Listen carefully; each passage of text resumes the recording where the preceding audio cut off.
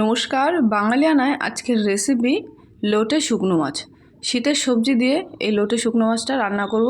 চলুন কিভাবে রান্না করলাম দেখে নিই। প্রথমে লোটে মাছটাকে বেশ পরিষ্কার করে কেটে নেব।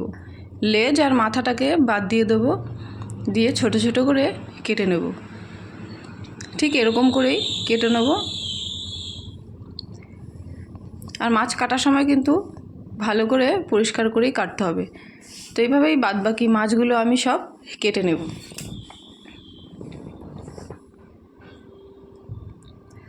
সব মাছ কেটে নিয়েছি একদম পরিষ্কার করে। এবার একটা বাটিতে ফুটন্ত গরম জল নিয়ে নিয়েছি। এর মধ্যে মাছগুলো সব দিয়ে ভিজিয়ে রাখবো। 40 থেকে 45 মিনিটের মতো মাছটাকে ভিজিয়ে রাখবো। মাছটা ভিজিয়ে রাখলে তাহলে মাছটা ফুলে নরম হয়ে যাবে, খেতে ভালো হবে। তো এটা ভিজতে থাকুক, আমি এদিকে সবজিগুলো কেটে নিই। এখানে পেঁয়াজ কলি কেটে নিয়েছি, বেগুন আর আলু আর শিমগুলো একটু সরু করে কেটে নিয়েছি। এই সমস্ত সবজি দিয়েই আজকের চচ্চড়িটা হবে। তো কড়াইয়ে তেল দিয়ে প্রথমে তেলটাকে গরম করে বেগুনগুলোকে আমি ভেজে তুলে নেব। তো দিয়ে দিচ্ছি বেগুনগুলো কিন্তু সরু করে একটু লম্বা করে কেটে নিয়েছি, তাহলে চচ্চড়িটা দেখতে সুন্দর হয় আর খেতেও ভালো হয়। একটু লবণ আর হলুদ দিয়ে বেগুনগুলোকে ভেজে তুলে নেব। লোটে শুকনো মাছের চচ্চড়ি খেতে কিন্তু দারুণ হয়। একটু ঢাকা দিয়ে বেগুনটাকে ভেজে নেব। বেগুনটা অনেকটাই ভাজা হয়ে গেছে, আর একটু ভেজে তুলে নেব। তো এবার তুলে নিচ্ছি। তুলে কড়াইটাকে একটু ধুয়ে পরিষ্কার করে নেব। কড়াই ধুয়ে নিচ্ছি, ধুয়ে তেল দিয়ে একটু গরম করে দিয়ে দিচ্ছি কালো জিরে ফোড়ন। এবার দিয়ে দেবো আলু, আর আলুগুলো কিন্তু সরু করে লম্বা করে কেটে নিয়েছি। যেরকম আলু ভাজা কাটে ঠিক ওরকমই আলুগুলো কেটে নিয়েছি। সমস্ত আলুগুলো দিয়ে দিলাম।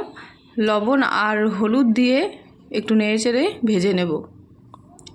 প্রত্যেকটা সবজি কিন্তু প্রথমে একটু হালকা ভেজে নিয়ে তারপর বাদবাকি সবজিগুলো অ্যাড করব। তো আলু ভাজাটা কিছুটা হয়ে এসছে, এর মধ্যে অ্যাড করে দেবো শিমগুলো সব দিয়ে দিচ্ছি, একটু নেড়েচেড়ে ভেজে নেব।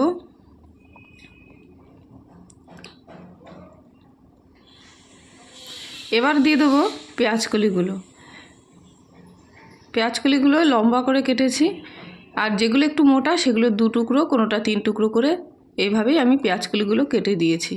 তো এইভাবেই একটু দিয়ে দিলাম কাঁচা লঙ্কা কয়েকটা, আর একটু হলুদ, আর দিয়ে দেবো স্বাদ মতো লবণ।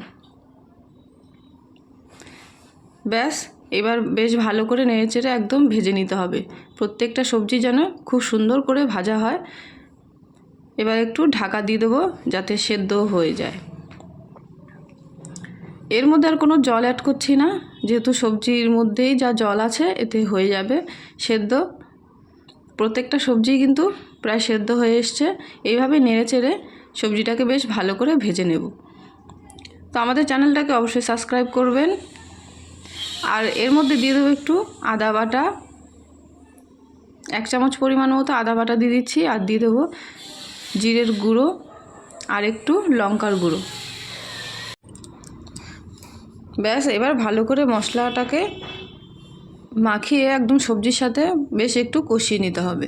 তাহলেই মশলাটা সমস্ত সবজির সাথে মিশে যাবে, আর খাওয়ার সময় কোনো কাঁচা মশলার গন্ধ হবে না।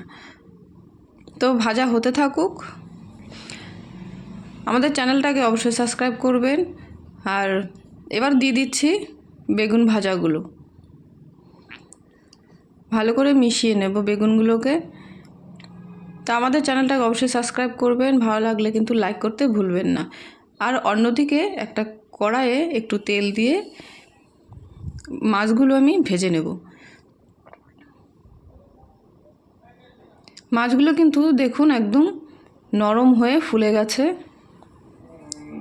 একটু হলুদ দিয়ে মাছগুলোকে ভেজে নেব।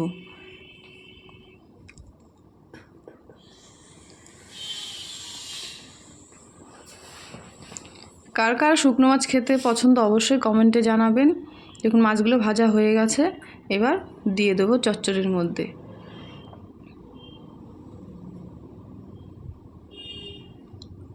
ব্যাস রেডি। এবার চচ্চড়ির মধ্যে অ্যাড করে দিচ্ছি।